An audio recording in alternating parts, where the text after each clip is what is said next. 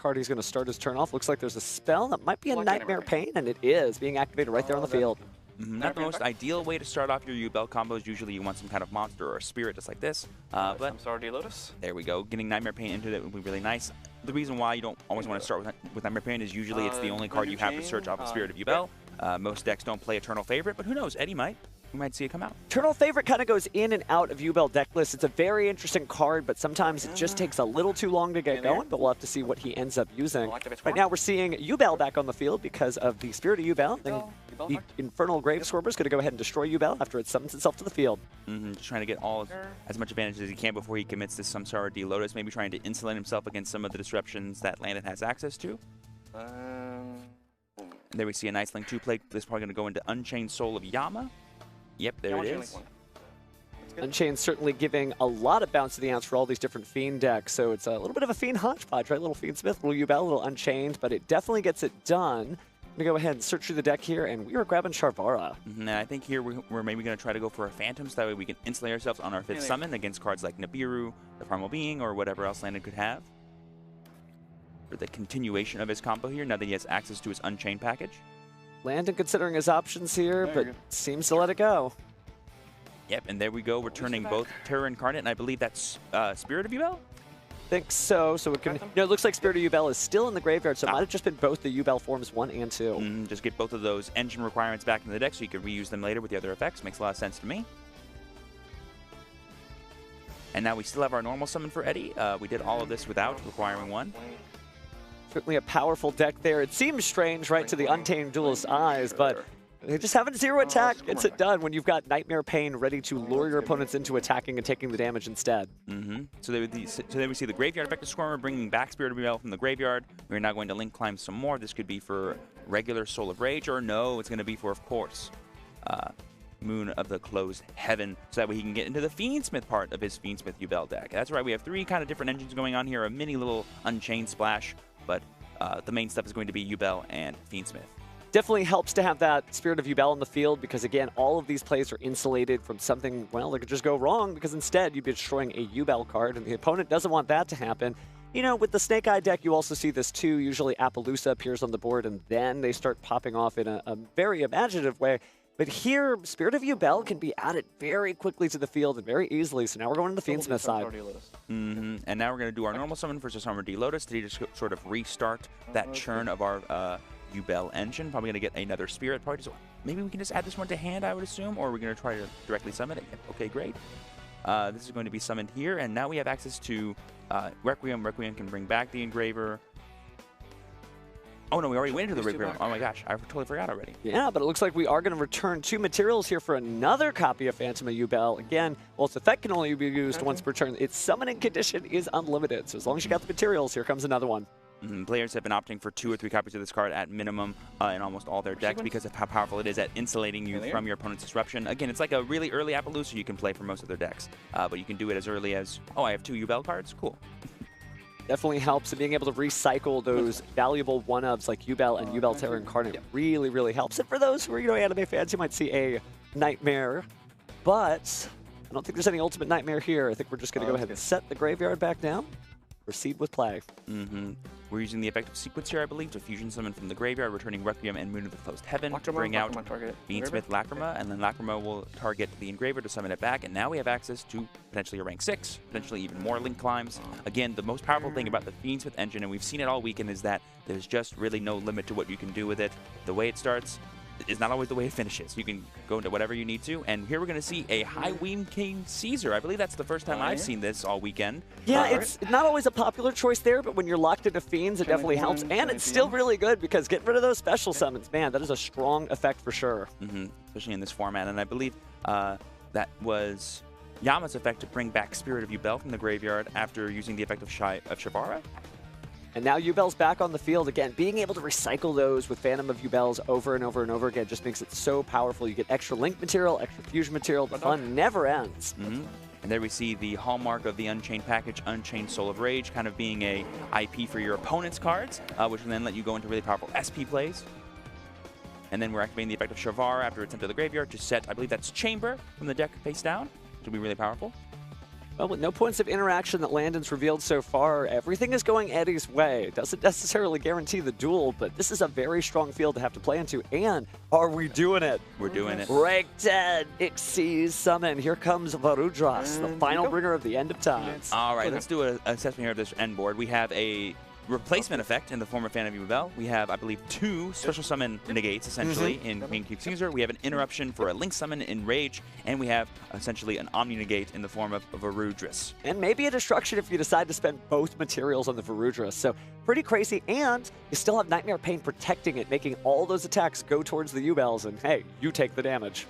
And now Landon is going to try to break through this board the best he can. First, starting off with Diabellus or the Black Witch, sending Poplar, and I believe he's resolving the effect of Poplar to bring it back to the spell and trap card zone.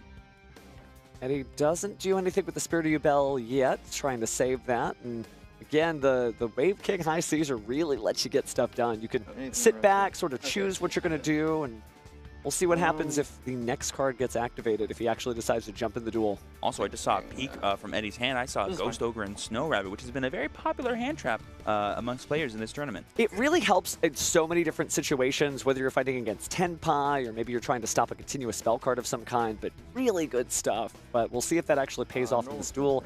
The next card is a normal summon Snake Eye Ash. Going to go ahead and use the effect, no stopping here. Yeah, exactly. And then I think the best interruption that you can do for the Caesar specifically might be on an original or a wanted that Landon tries to play. That could probably be the most powerful thing to stop, because I believe that would still send the card to the graveyard, and then they just won't summon. Yes, definitely a 2-for-1 there. It looks like that's what we're going to do against the Poplar effect. So now it just adds to hand, doesn't summon, correct? Or does it get destroyed by Wave King Caesar? I think it's going to be destroyed, yeah. So it is destroyed there. And then we use the effect of Lacrima, send back to our extra deck, and then we will deal 12 damage to Landon, bringing him down to 68.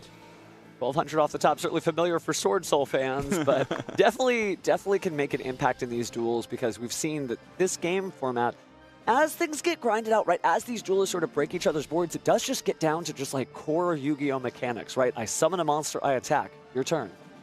When your opponent has so many ways to interact and sort of stymie you from doing what you want to do, oftentimes you have to revert to just basic fundamentals. Okay, how can I break this board with just attacks? Or how can I break this board by just summoning monsters and dealing damage without actually going balls to the wall with the advantage?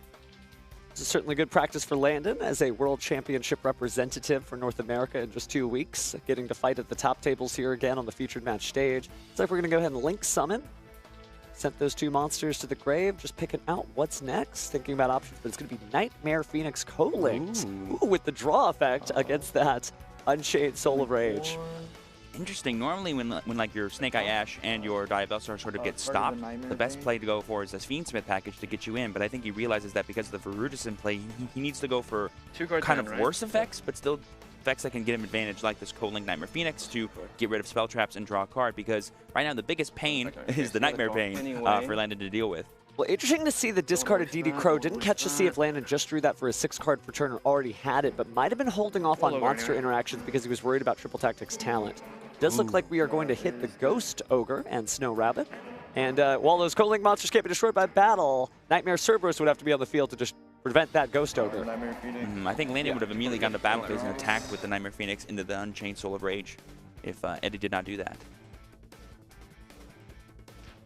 And he still has a lot of different things he can do. Hasn't even touched the Varudras yet. Oh, and Landon just concedes. Oh, wow. Okay, not revealing too much more information, realizing that he's kind of Ash Blossom there, so a little bit of kickback as well. Draw phase. A draw phase wanted, trying to play around potential of Triple Tactics talents by doing stuff like that. Really cool to see. Heads up play from him. Who knows what kind of cards Eddie can decide into his deck. I haven't seen much of Talents all weekend, though. It seems to be a less popular card. I think people more favor these interactions from hand rather than cards that are activated on going second or better when your opponent activates their own effect. Definitely depends on what deck you're playing, but you're absolutely right that people want to insulate their chances for victory as opposed to pushing blindly into the future. And speaking of which, we've got our third eye open as we look at the Diabellus the Black Witch. Going to go ahead and resolve its effect here. Uninterrupted, going to be getting original Sinful Spoil from the deck and setting it face down. Sending that Flamberge Dragon to the graveyard specifically. Could be recycling that later on with cards like Promethean Princess. Yep, good. Immediately getting rid of Diabellstar the Black Witch with that original Simple Spoil Snake Eye. And we've seen that every duelist seems to have a different choice here, but Landon's just going to go for the Snake Eye Ash. Very interesting. He must want to protect the one he has in hand, or did I see what he had in hand? I guess he just wants to maybe special summon everything and then have his normal summon still insulated if he needs to do something else, depending on what interactions that he has.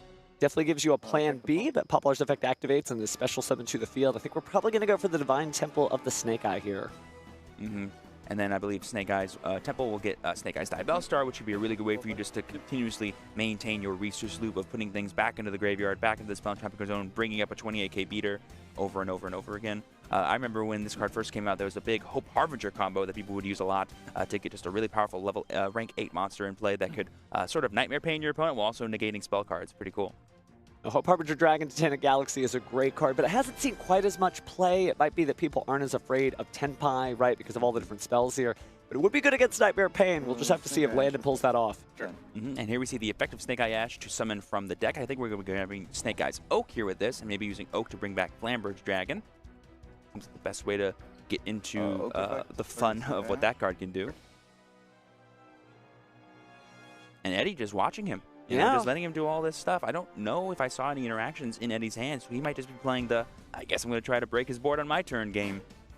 Well, Eddie's definitely seen a lot of different duelists up here on the featured match stage. He also could just be holding on to one of those cards. Before we know it, he'll flip one over triumphantly, but just depends on what he wants to do. He's got a lot of great cards, though, just to play through this if he has to.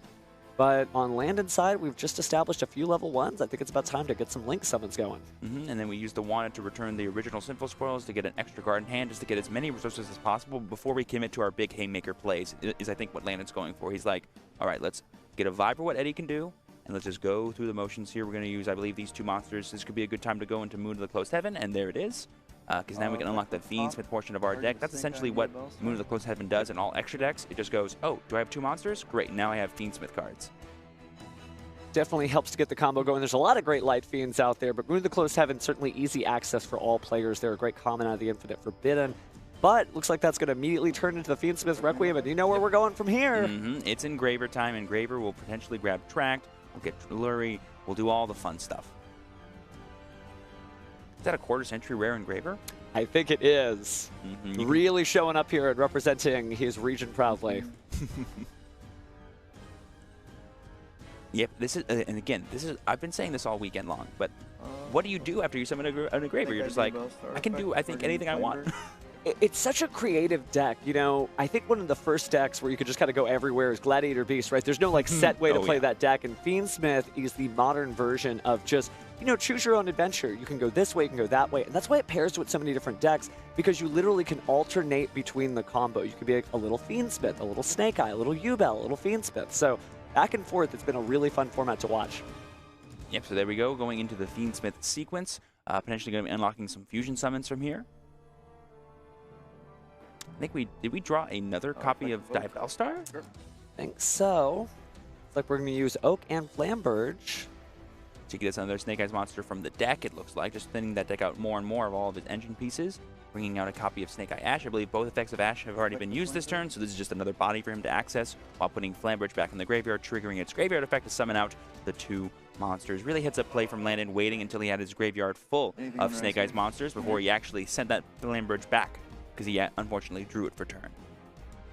Certainly not a card you always want to draw, but we've seen some very cool combos with it so far. Still just a few level 1s of the Fiendsmith sequence. Haven't gone necessarily as hard as you could, just kind of establishing a board, maybe trying to feel out if there's something fishy going on in the hand there, but so far, nothing crazy. I feel like if you're Landon, you're like, okay, I think I'm good to go, so now it's showtime. We're bringing out the Lacrima. We're going to use Lacrima effect, I believe, add Engraver. Sure. And then from here, we could probably use the effect of Engraver to go for a Tract, maybe, to get the extra body of Lurry? Yep, okay. Unless Lurry's in hand. Well, I guess if Lurry's in hand, that's fine, too, because you can always add another Engraver and then discard it after the fact. Absolutely. Again, the customizability of these cards, right? It doesn't matter what order you draw them in, you can find a way. Fiendsmith Lacrima just a great card in and of itself with all the resource management that you can accomplish with it, and a little bit of effect damage, right? Open up that eyeball cannon and just blast away. Also, I saw a little peek in Landon's deck. I think I saw Angel of Blue Tears, a card that came in super clutch for some of our players in the final round yesterday. I think this will be super exciting to see if he tries to go for like a really cool combo with that, with things like Beatrice and other level 6 packages he has access to. We've seen a lot of cool trap cards used off of that, everything from different dimension grounds, so we'll have to see what he chooses for that. Remember, yesterday we had that really cool Epidemic Eradicator virus. That was awesome. Fun stuff, a lot of creativity in this format. Yep. And then we see a link to into IP Masquerena. That'll be a card that you want to get to your spell and trap card zone as soon as possible with the effect of Flamberge Dragon. But I don't believe we have a way to get Flamberge back because we already used the effect of Oak. We would have to go into Promethean Princess specifically. Well, there's definitely enough materials on the field for that. But looks like we are just taking a look here, deciding that we are going to turn Poplar and IP Masquerena. That feels probably like the materials for a Promethean Princess. Mm-hmm. And there's the Bestower of Flames. There she is. And now the hard part would be getting this off field before you can go into something like any more Fiendsmith plays or any more rank 6 plays. Because I don't think Landon is happy to leave it sequence Ashe and Lacrima. I think he wants to turn those 3 into something else, but before that he has to get Princess off the field.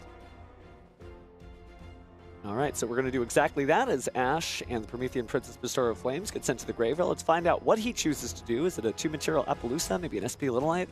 Oh, it's going to be Hida, the Fire Channeler Ablaze. Yeah, just because he's locked into fires right now, he just wants to go into a Link 2 that he can make something else with. He can always use Sequence plus the Link 2 to go into Appaloosa after that. Then is he just stuck with the Lacrima in play? Yeah, there's a lot of different ways to do it. We have seen people go even more energetic using Fiendsmith Desiree to negate their own Promethean Princess Bestower of Flames here, but you're right, we're just going into the Hida. Probably to advance the combo a little further, and you're right that Appaloosa would be a nice next target, but looks like there comes the Link Summon, yeah, right on schedule. Right. And 2-material Appaloosa, by the way, I think is the best materials to have. We've seen 3. I think I saw one person do 4. 2 just feels like the best because you have one negate at least, and then if your opponent has some kind of steal effect like a triple Tactics Talon or whatever, the best they get is an 800 attack monster that can maybe negate an effect on my turn. It is true, with so many different types of removal in the format, right? We're not just destroying or banishing monsters. Sometimes we're turning them to hand, turning them to spells and traps, but we're also stealing them. Lots of theft going on, right? Between triple Tactics Talent, sometimes Snatch Steal, even Change of Heart. So with all that in mind, you kind of don't want to leave your worst nemesis on the field, because an Appaloosa that's good for you could be great for your opponent. And here, we're not going to be going for a rank. We're going to be going for another link. This link could be for that Nightmare Phoenix co-linking with Appaloosa, something that you've mentioned quite a bit, being able to get that extra draw and that protection for your Appaloosa, because even though it is 2-material, it's pretty weak. You want to make sure that it can't just be run over if we just skip the battle phase. And there's no safe spot now on the field to just go ahead and summon maybe even an 800 attack monster after that first negate and try to crash into it. That is not going to happen here with Nightmare Phoenix. The very powerful combination, obviously it's very expensive. That is 6 Link materials worth of monsters, but what you do get is a lot of insulation for your standard Snake Eye combo here, right? We've got all the pieces that you usually see. Divine Temple, the IP Masquerena, of course a 2-material Appaloosa, and Flamberge Dragon. So pass over back to Eddie. And never forget the Princess in Grave. That's essentially Wave King High Caesar, but it's a surprise. And then we see Dark Ruler no more. Ooh, now interesting.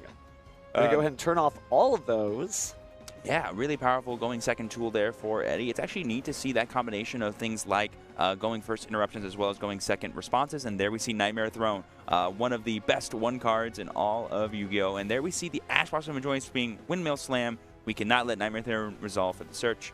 And here we see Engraver being discarded to search for Tract, just one after the other. Eddie's like, all right, I already knew how I'm going to play this turn. I'm just going to go through it. No matter what you do, Landon, I'm ready to go. Definitely executing its game plan, and certainly a Fiend enthusiast, even having Fiends on his spell card with Dark Ruler no more. But the great news is yeah, he won't be able to do any damage this turn, but you don't really need to in Yubel. You're really setting up that Nightmare Pain. So let's go ahead and Fiendsmith Tract, discard Fabled Lurie, and see it back on the field in the flash. Activating the effect of Fiendsmith Lurie as Chain Link 1, seeing if Landon has a response. He does not. It gets summoned out. Landon has a response on summon, it looks like. Definitely cool to see some of the best cards in the Yu-Gi-Oh! Trading card game side by side, right? Nightmare Throne, Chain, Ash Blossom of Joyous Spring. Yes, we saw it in real time right there. Target Temple. Yep. Target IP Masquerena. You're good. The IP Masquerena is going to advance on the field, and maybe we're trying to stop the Fiendsmith Requiem right here. Thinking. The question I think Landon would have to ask himself is, does he have a card? I like the effect. Sure. Yeah, exactly. I think there's no reason not to go for that SP play right now. Using your Appaloosa. Maybe to co-link a different monster there. A lot of different options. Let's see what he picks. A co-linked SP could be pretty cool. Could be. Yeah, there it is. Co-linked on the right arrow of a Nightmare Phoenix with SP. On someone going to be banishing the Lurie. That'll be turned off for the rest of the game, essentially, for Eddie. And it does make it super safe because, again, a lot of answers to SP Little Knight are like, okay, cool, battle phase, attack. That's not going to happen with Nightmare Phoenix on the field. Wow. Nightmare Pain, Squirmer, and Lotus are Eddie's remaining cards. Those could be the best 3 cards he needs because they insulate him against whatever kind of interaction Landon has left in the hand. Well, they're playing his song. Original music from Yu-Gi-Oh! GX is blasted, so let's see if he can get his game on as he goes into the Spirit of Yubel. No effect on Spirit. No effect on Spirit. What effect negation does Landon have access to? None, right? Because he got rid of his Appaloosa. Yep. Absolutely, and he's already used Ash Blossom and Joyous Spring, so we're really down to the wire here. There might be a stray DD Crow here and there, but for the most part, this is Eddie's time to shine, right? We've got Spirit of Yubel, but chose not to activate the effect, so might say a little bit there. Yeah, exactly. And as we activate this Nightmare Pain, most people only play 1 or 2 at most. That's why we don't activate the effect of Search. I guess that answers the eternal favorite question. It is not his eternal favorite.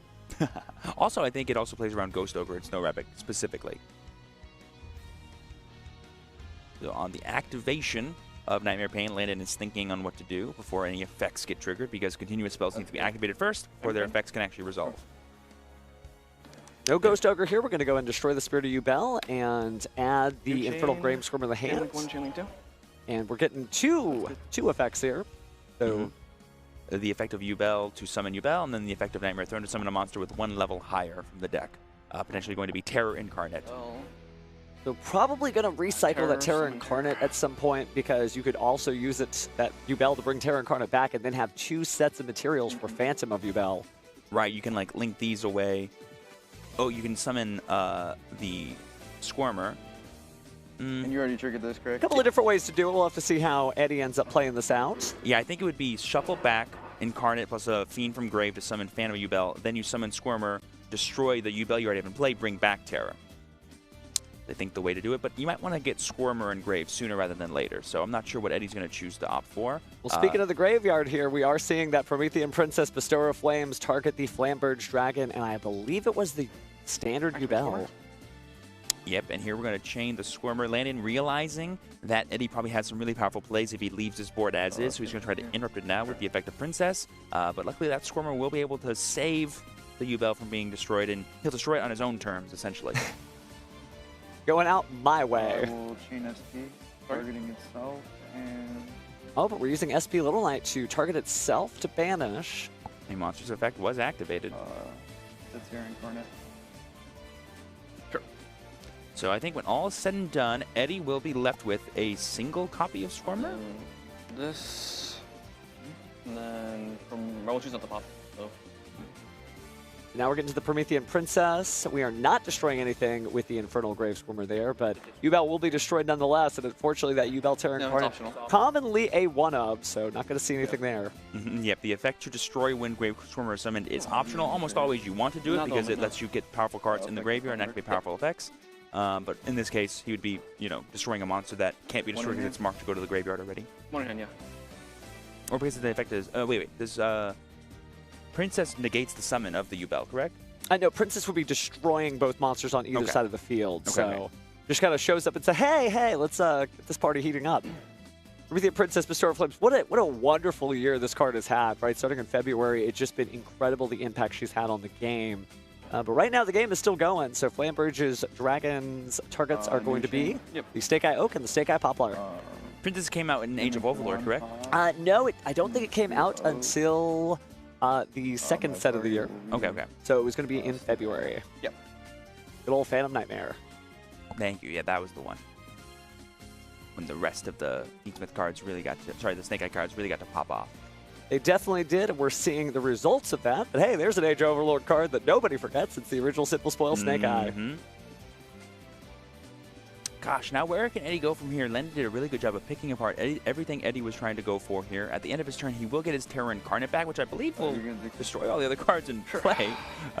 It can. I mean, it was a great card to just pass turn on, but looks like we're going into Phantom of Yubel. The materials, getting a quick peek at that extra deck. I see an Aerial Eater there, so some really cool combos that we might see of Game 3 if it does go that long, right? Eddie's not out of this duel yet. And there we see a secret use of Phantom of Yubel, basically being a free monster. You can summon whenever you want, returning cards that you need at like engine requirements back into your deck as you get into the rest of your deck, which is going to be Fiendsmith. So here we see Requiem. I think at this point, though, Eddie is at Landon's mercy because he has no way to sort of protect himself from any more interactions that Landon might have, which I believe are only going to be cards from hand or that set face down.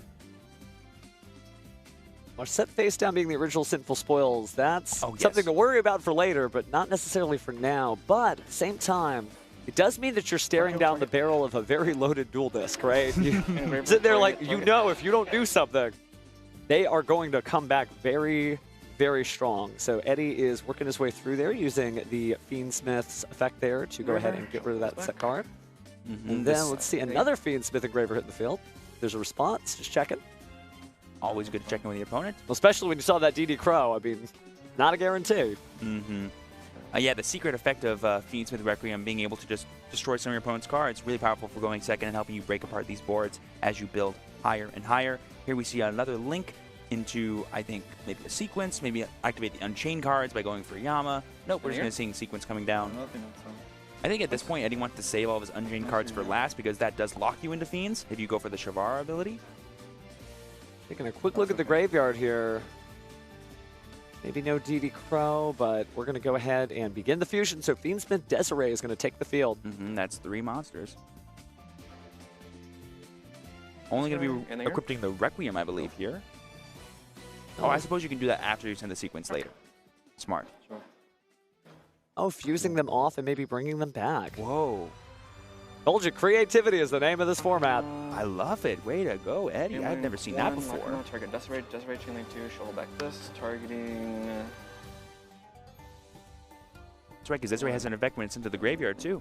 Yeah, and it only sends a card to the graveyard, which is so critical, not to destroy, not to maybe trigger something else off, especially if you were fighting perhaps a rival Yubel deck, for example. And it's a card in the grave, so there we see Bonfire being sent. Potential bluff from Landon being like, this could be one of those scary trap cards we all play in our side decks. Oh, that's right, because he added it to his hand with the Poplar. He didn't set it, so we didn't know what that card was, and it just turned out to be, well, another great spell card that searches flames. It may as well have been Sinful Spoils. Yep, and now we're going into the Unchained part of everything. Wow, honestly, really heads-up play from Eddie. I was actually a little scared for him. I was like, all these interactions, all this stuff being popped. He's lost all of his Yubel engine. What more can he do? Oh, turns out he has a lot more he can do. He knows better than I do what his deck can do. Well, the viewers at home certainly understand it is not over until the last card is played, and when you have a deck as strong as Fiendsmith Yubel, you can keep pushing the envelope turn after turn after turn. And speaking of which, like we're going to go ahead and banish that Infernal Grave Squirmer and bring back the Spirit of Yubel. There we go. We still have access to all those really, really powerful cards, using the effect of Shavara to pop Yubel, summon it back, and now, because this effect is not once per turn, you can just bring back your boy Yubel from the deck that we sent back earlier with that Phantom Fusion Summon. And I think we're probably going to be able to end on maybe another Desiree, because that can always come back. And then I don't know, I'm not sure. Besides Chamber and maybe Wave High King, I'm not really sure how much there's a lot of different directions you could go, but none of them feel foolproof, right? This is not a situation where you just end your board and, oh, okay, I win because I have these cards. Exactly. At the same point, though, Landon's really going to have to think, okay, I've really gone through a lot of my combos here. How am I going to push through just as strong a Yubel board as I saw last time? I don't think we're going to get to Varudras here. It feels like the resources are a little limited to have that expansive field, but Eddie still has a lot of gas left in the tank. And remember, at the end of this turn, we're going to be getting SP Little Knight back as well as Terror Incarnate. Certainly has to keep mindful of that, right? The Terror Incarnate does have that powerful effect to destroy all monsters on the field at the end of your own turn. There we see Anguish coming down. Effect target. Gonna link summon a Dark Link monster. Little Knight target. Ooh, Little Knight target the temple is so powerful. Really great. You can see Eddie being like, I know how to pick apart this Snake Eye board. I just got to get there. Probably the most interesting thing about Yubel, when it lacks in attack points, this deck has everything else. And sadly, that lack of Yubel monsters in the graveyard is going to force him to fusion summon with the Yubel he has in play to get this Phantom out. But Phantom plus SP seems pretty strong, especially when you're getting back your Terror Incarnate. SP Little Knight, certainly the jack of all trades there. Not necessarily a format-defining card, but something you always have to worry about. Kind of like Gores and other legendary cards where it just changes the way you play. And being able to protect your own monsters or banish something like as strong as Divine Temple. Battle phase. A good card. Here we see the battle phase. We're going to be attacking... We'll kill the Oak. Get rid of Oak. It's going to be, I believe, No battle Oak has damage. 400 attack. So 1200 damage. Main phase 2. Just going to be a little bit there. Go to end phase, your SP comes back, and my Terror Incarnate come back. And then... We really doing it? Terror Incarnate's effect? I believe it's mandatory. It is, so we got to destroy some stuff. Yeah, this is mandatory, so yeah. That's Yep. just all the cards on the Leave it to the judge. Okay. This is mandatory.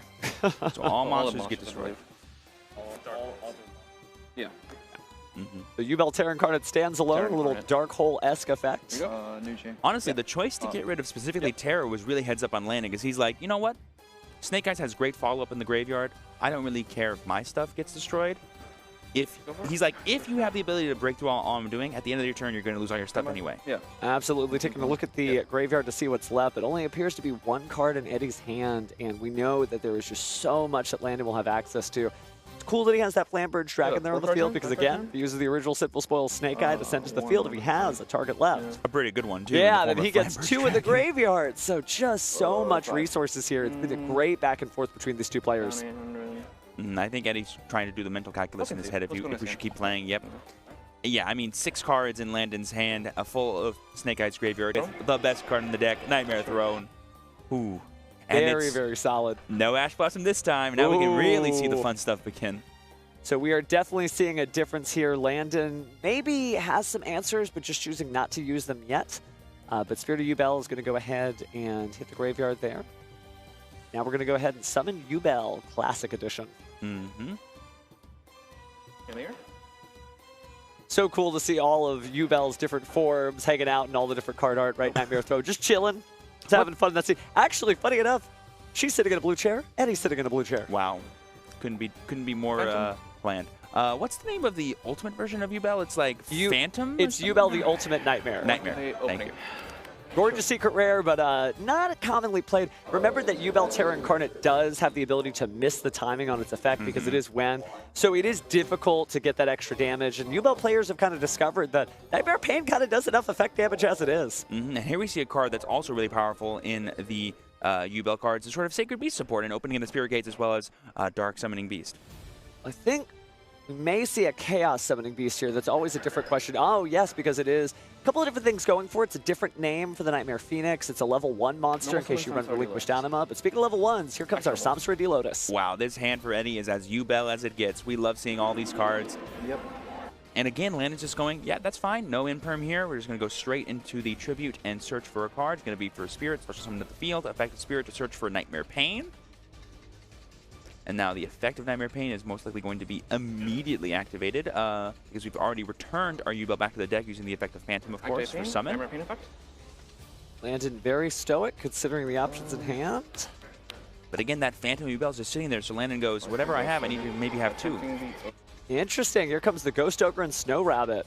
This is actually a really interesting point of interaction at this specific moment because the big card that Eddie's going to want to get value out of is his Yubel being summoned off Spirit of Yubel, but if he uses the effect of Phantom Yubel to destroy, he can't destroy the regular Yubel because then he won't have anything to search. So I think Eddie's like, you know what? I don't need Nightmare Pain in this game.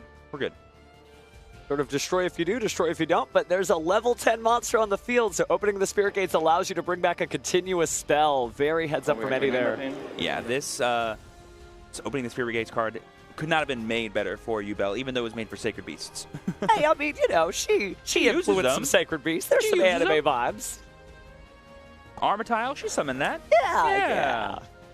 But all Fiend shenanigans here. No Pyros, no Thunder monsters, unless you're looking over on the other side of the board. But we're going to go ahead and discard the Chaos Summoning Beast to possibly bring back the Dark Beckoning Beast or another monster. I could see... It can bring back any Fiend, correct, right? So yes, with 0 attacks. Yeah, there's a bunch of different options here. Spirit could be good. Yeah. It's back. Let's see. Shavara targeting sprint. I'm going to get that ideal destruction target. Now we can use the effect of Yubel when it's destroyed to bring Yubel back from the deck. And then we can use the effect of Nightmare Throne to summon a monster with 1 level higher. Certainly, Eddie being very mindful of where all the Yubels are at, right? This is a deck where you really have to keep track of all the cards. Not necessarily card counting, but just like, okay, did I put it back? Yeah, I did. Keep the combos going from there. And speaking of which, looks like a Link 2 or 3 happening here. And this could be the heaven to now unlock the rest of our Fiendsmith engine. Oh, interesting. Red dog effect. Does Shavara lock us in Dark Fiends? No, right? It only locks us in Yeah, the it should just be Fiends. Fiends because there's so many different attributes. Shavara itself, a fire monster. Exactly.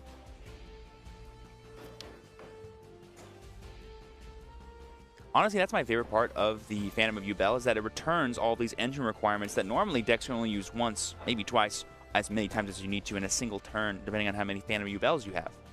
Kind of plays into Fiendsmith's inherent ability to recycle resources and put a very small package in an already cramped extra deck. Yubel's doing the same thing, right? And can even recycle some of the Fiendsmith resources. So these are just 2 great tastes that taste great together. Mm-hmm. Yep, and here we see Eddie just going through everything he needs to. Now we're entering the Fiendsmith side of his deck. We've seen the Yubel, the generic Fiends, the summoning beasts. All these fun engines working together for perfect Fiend synergy. We love it. There we see another Phantom coming out, essentially. We're turning the Dark Beckoning Beast and the Yubel. Summoning Phantom. Going to be using those for a Link 2, probably Sequence here. Yep, and they act as that fusion summon part of his deck. And again, taking a second to consult the hand, but no, we are not responding. Honestly, that early Phantom of Yubel that Eddie played must have had Landon thinking over and over again, like, when's a good time to use any of these cards? Targeting the engraver. And now it feels like there is no really good time because we're so far in. Any one of those could be a Phantom of Yubel destruction change effect, and we haven't seen it yet, as we just let the Ghost Ogre resolve. It also kind of tells you, this is one of those formats where maybe you just let something slide. You just let it go because you want to hold on to your resources and save that for later because you have so many cards, so many resources. You're like, you know what? I could lose this. I'll get it back. I think Eddie's now just going, how hard do we go? We're obviously going to be able to get the Lacrima 1200 damage effect this turn, which will allow us to get in the sort of power position in terms of time. Well, we haven't slowed down just yet, although the clock ticks down. I feel like this may be one of the situations where, you know, it's game 3. Maybe you do build up to a Fiendsmith Desiree eventually, right? There's a lot of different things you can do in between. But a Desiree would say, hey, you know, if you get the turn, you don't necessarily get to do much because I've got everything I need. And I think we saw a Spooky Dogwood sort of flash from Eddie's deck there, which is really powerful given that they are in a game 3 and they are in a time crunch. So the extra life point gain could be pretty huge. We've seen that work even when there's infinite time on the clock because, again, life points do matter until they're 0. Can't make that. I have to include an Unchained Soul card. Yeah, Anguish needs to include specifically an Unchained Soul. Same, I think so does Unchained Soul of Rage. Only Yama is generic, or 2 Fiends. Looks like we might have gotten a PE minor there, but we're still continuing here as we get to the Moon of the Closed Heaven. Yeah. He was like, I want to summon my big dog. Please and thank you. Cannot do that. There we go back into the heaven that I believe we returned to the deck earlier. And phase.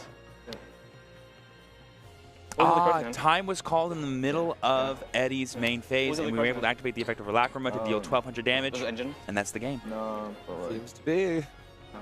Yeah, I believe that means Eddie is going to be signing that slip as the victor here. Landon certainly has to think about this.